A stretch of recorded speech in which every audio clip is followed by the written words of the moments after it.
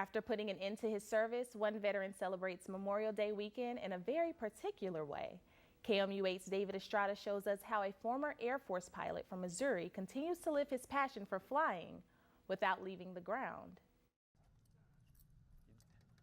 Not quite done yet.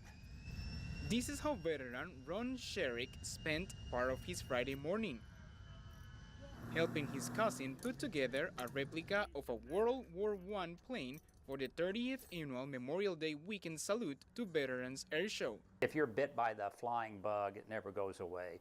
Sherrick served 8 years in the Air Force, one of those as a pilot with 233 combat missions.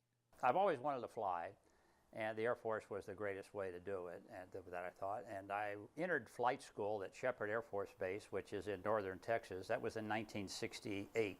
He left the Air Force to provide a more stable life for his children. Although Sherrick doesn't fly anymore, for more than 5 years he has been a special guest in this air show that celebrates the service of veterans. I feel like I represent all the guys that I was flying with who didn't come home. You know, I was on some missions where I was the only one that came back. Of course, they were, killed in action. Sherrick says this air show brings to him a collision of emotions. When I was over in Vietnam, it brings back a lot of sad memories. I'm getting goosebumps right now here.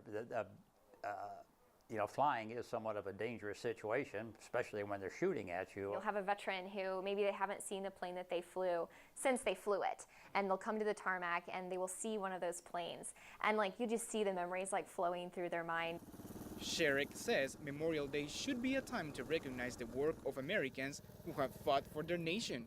You and I both should be very, very grateful for the country and the freedoms we have, and that was all bought and paid for by people before us, and some of them with their lives. David Estrada, KOMU8 News, Columbia. Sherrick says as long as the organizers of the air show invite him, he'll continue to be a part of what he calls the greatest event that he attends of this magnitude.